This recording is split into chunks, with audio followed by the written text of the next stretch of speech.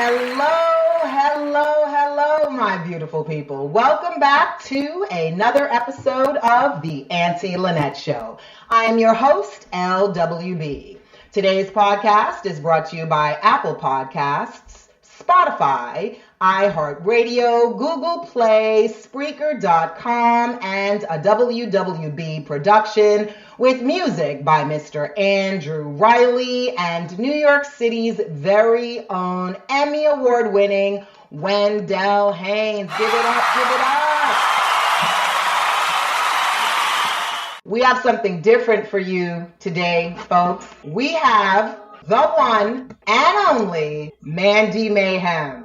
Folks, Mandy sits down with us today, folks, to discuss everything from her originally designed sexy neon sign in her studio office to the work she does to stay focused and healthy in her craft. Folks, if you don't know Miss Mandy Mayhem by now, she is a rapper who gained prominence in 2023 through her viral videos. She has a collective of over 300,000 followers across platforms and has had up to 4 million live views on TikTok. She has also received organic shout-outs from 50 Cent, EPMD, Chris Brown, and Tyler, the Creator. When not rapping, Mandy is acting and has also sold 2 original television shows. Folks, give it up, give it up.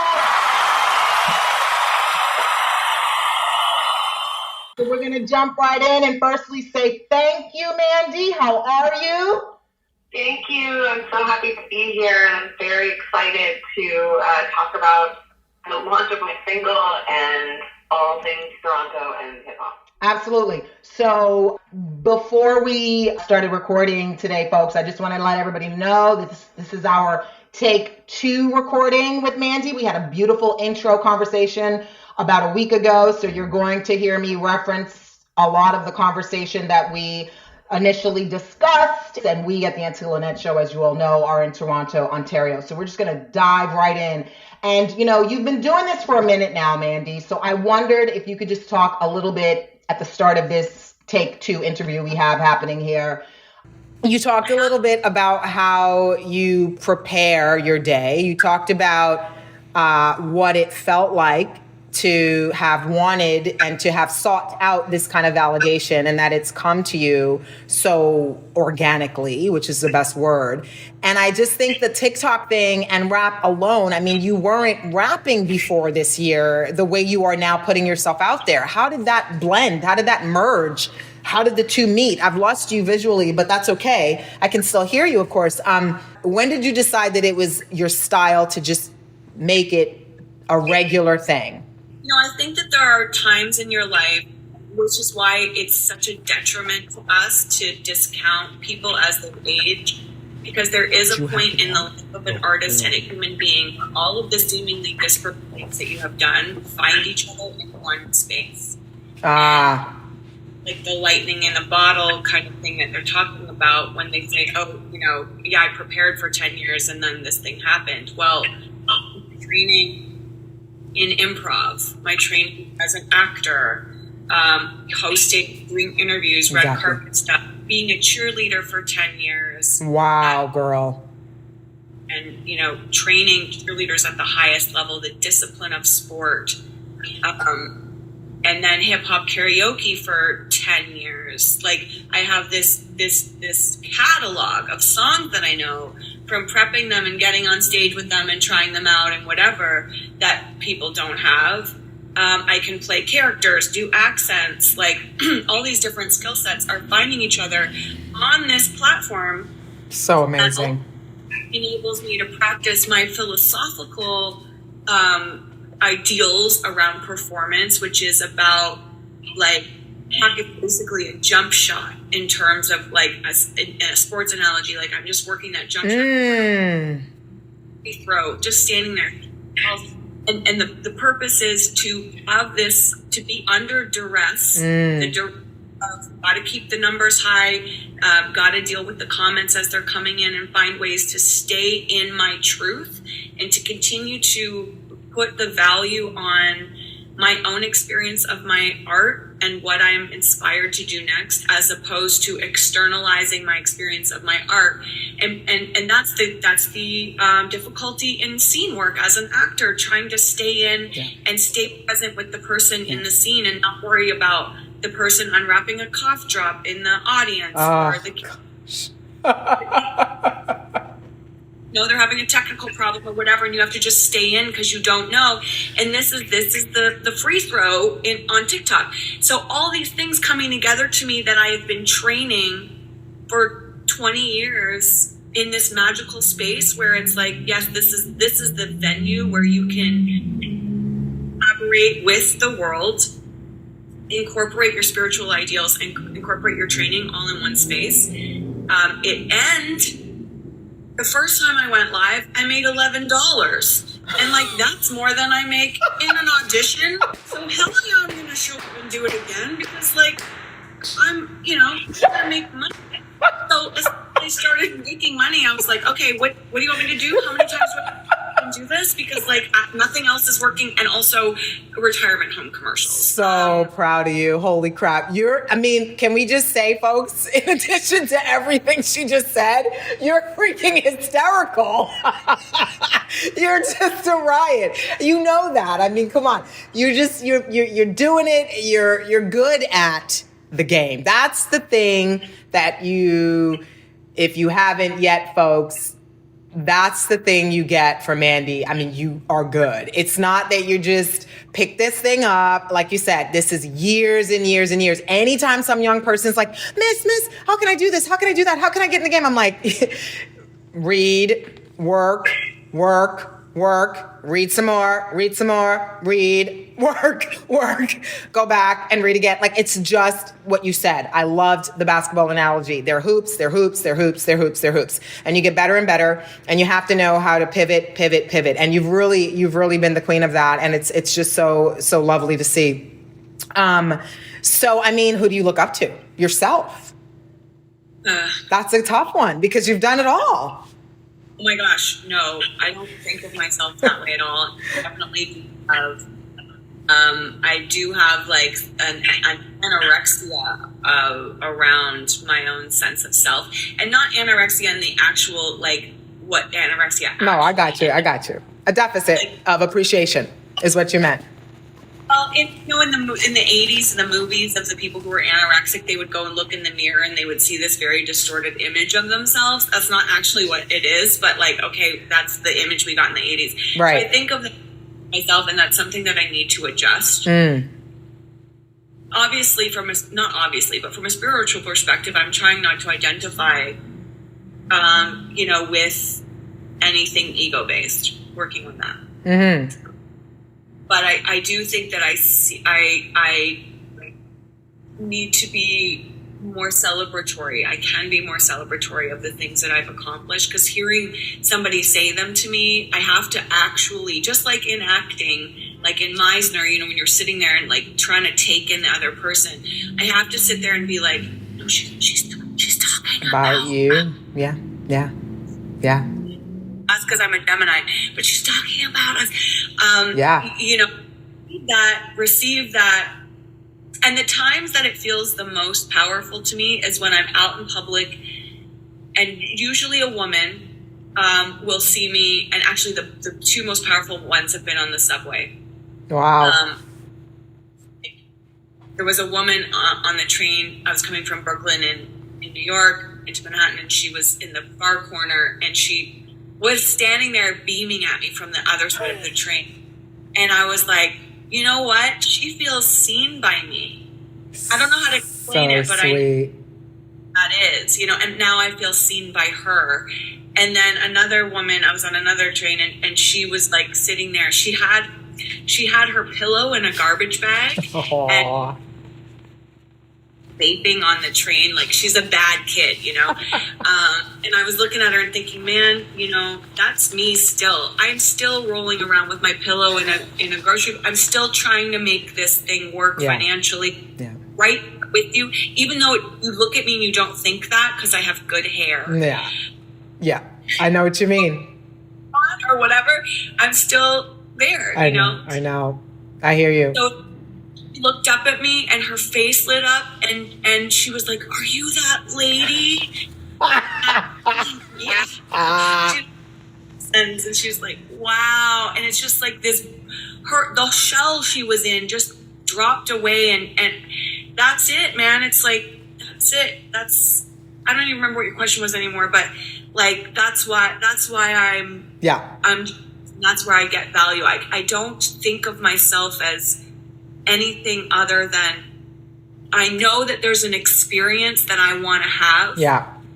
And by some people, or by this is the truth of why we're here, that experience that I so deeply desire to have shines a light on people in such a way that it alters their chemistry. Yeah. And the order in which it should be occurring. I should be having this deep joy, and then it should be affecting people and the bigger the scale that I'm affecting them on is the more I'm allowing myself to receive that deep level of joy. So that's what I'm working on, is staying in that space, and TikTok gives me the ability when I'm live to do that, because it is that practice of staying with spirit when you're under duress. Love it. Yeah. So my question was, who do you admire? And it sounds like you admire your own practice. And don't worry about it. You're not gonna have to worry about that. That's what I received from what you said. You're giving yourself that credit and that, that promise of all of your sacrifice to have brought you to this place. It's all synergetically connecting to what your true purpose is. And that's what I heard you say. And I think that there's something, really powerful about that. And you should really applaud yourself daily for that, because that takes a lot of cojones, as we say in New York. It takes great bravery and courage to actually have stripped yourself back the way you have, to be exposed, and then to still do the work. I have to say, Lupita from Black Panther, and she just posted a really beautiful, raw message on IG about her breakup and betrayal. And it was really raw and stunning to me, because she's a human being and she's being relatable, and she's explaining how heartbroken she is by this betrayal. But she's saying the reason she's doing this is so that you can feel, for anybody out there who's feeling this, that you can be seen and heard, sort of like what you just said, but also to know that unless we unpack that hurt, we're going to hurt others. That, if anything, is the most beautiful reason to be sharing our vulnerabilities, is to remind one another that not only are we human, we're mothers, we're women, we're flawed, we're, aunties, uncles, doctors, lawyers, actors, mothers, whatever, cougars, whatever you want to call us. The point is, we still hurt. And I loved what you just said, is it sounds to me that you're really doing the work. So as we kind of get a little bit of a shift here, we're going to ask you, Doritos or Lay's, Mandy? Doritos or Lay's? Come on. Lay's. I don't know. I know you don't have them in Canada, but there's a limon, which is a lime flavored in California that is like to die.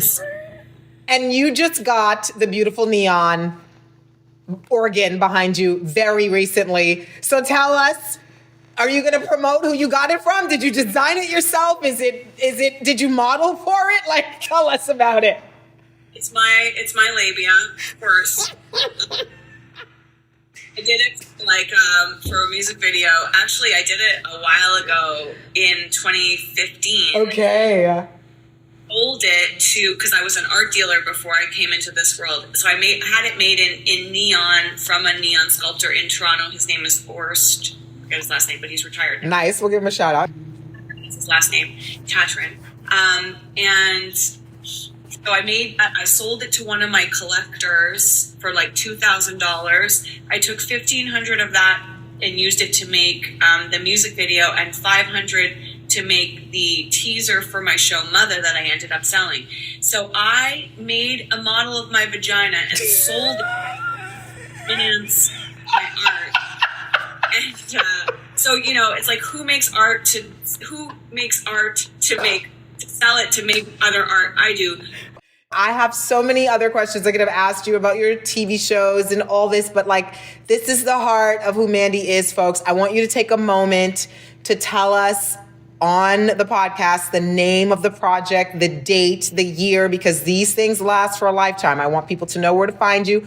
Of course, folks, for my loyal listeners, you will absolutely get all of Mandy's tags and her links and her sites and anything that will lead you to this glorious soul of transcendence and change and just joy and love and light and spiritual elevation. I will make sure you have. I will make sure that you are absolutely connected to where Mandy ends up next, where she's heading. And but I will let her at this time tell us where we can find her album, how we can purchase, what's next, where we can see her live. Okay, so my single, Legendary. Nice. I just heard my Canadian accent there. That's all right. That's all right. So Legendary, November 1st, streaming on all platforms, 2023. Woo!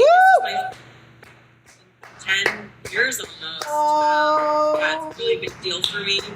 The song was a collaborative effort between me and my TikTok followers and Instagram followers. I watched what they responded to.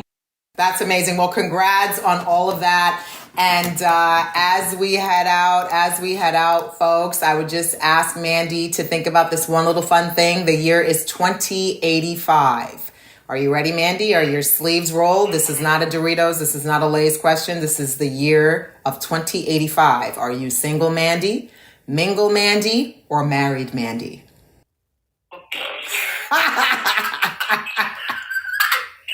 You didn't see that one coming. No. I mean, my plan at that age is to be a DJ.